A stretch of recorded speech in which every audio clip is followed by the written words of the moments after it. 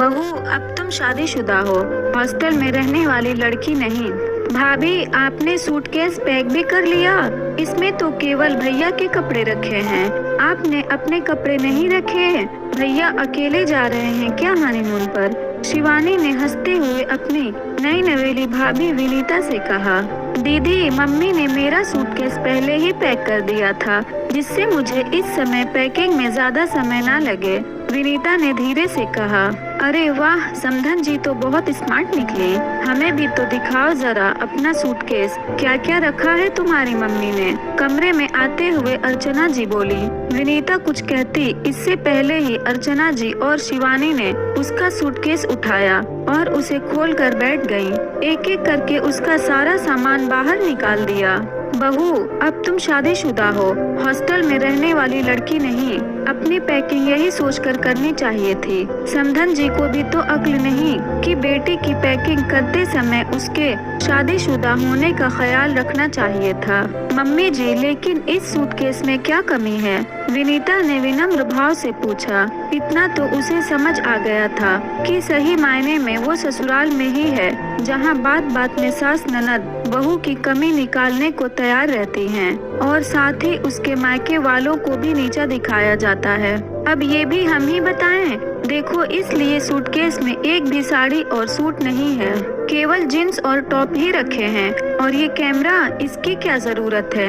अब तुम शादीशुदा हो, बार बार ये याद थोड़ी ही ना दिलाऊंगी। ये हैंड और गोगल और जूते शादीशुदा औरतों पर अच्छे नहीं लगते। बहुत हो गया हॉस्टल के हिसाब से रहना, घर के हिसाब से रहना सीख लो। और ये सब क्या है? तुम्हारा सूटकेस अलग और समीर का सूटकेस अलग क्यों पैक करना? इतने सारे कपड़े लेकर जाने की क्या जरूरत? कहीं खो गए तो? एक हिसाब सूटकेस में दोनों के कपड़े रख लो। अर्चना जी मुंह बनाकर बोलती रही। मम्मी, ये टॉप मुझे बहुत अच्छे लग रहे हैं, क्या मैं ले लूं? विनीता के 2 टॉप उठाकर शिवानी बोली। हाँ हाँ, क्यों नहीं। अब बहू तो ये सब कपड़े पहनेगी नहीं तो क्या होगा उनका? तुझे जो पसंद आए वो ले ले। अर्चना जी खुश होते हुए बोली। माफ कीजिए मम्मी जी। विनीता ने शिवानी के हाथ से दोनों टॉप ले लिए। ये कपड़े मैंने समीर की पसंद पूछकर स्पेशल हनीमून के लिए खरीदे हैं।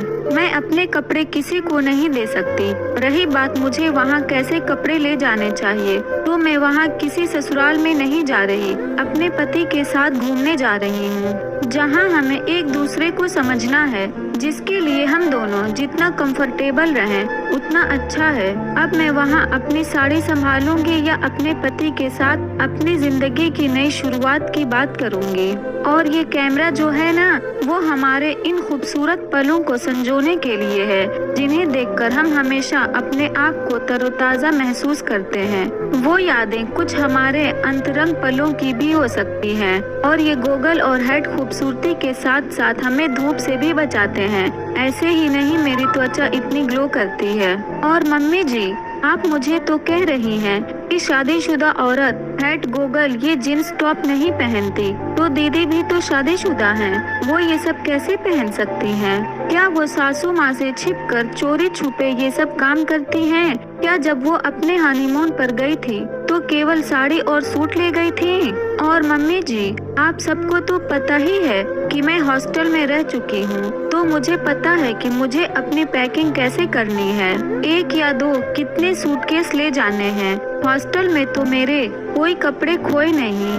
मैं भी आज के जमाने की स्मार्ट लड़की हूँ। मैं अपना सामान अपने आप मैनेज कर सकती हूँ। बहुत देर से चुपचाप सास ननद की बात सुनती विनीता और ज्यादा न सुन सकी और उसने अपनी सास को अपने मन की बात कह दी। विनीता की बात सुनकर अर्चना जी और शिवानी का मुंह उतर गया, लेकिन उन्हें समझ आ गया था कि बहू पर रोक चलाने के उनके कोई बहाने नहीं चलेंगे, क्योंकि आजकल की लड़कियां समझदार हैं। जैसे ननद को खुली छूट मिली हो, वैसे उन्हें भी चाहिए। अपने घर के रिवाज के नाम पर बहानेबाजी करने से कुछ भी हासिल नहीं होगा। हाँ, बहू की नजरों में खुद को गिरा जरूर लेंगे। इससे अच्छा है बहू को भी इंसान समझा जाए, जिससे उसके मन में हमारे लिए सम्मान बना रहे। अगर ये स्टोरी आपको अच्छी लगी हो तो इस वीडियो को लाइक करें और नए हैं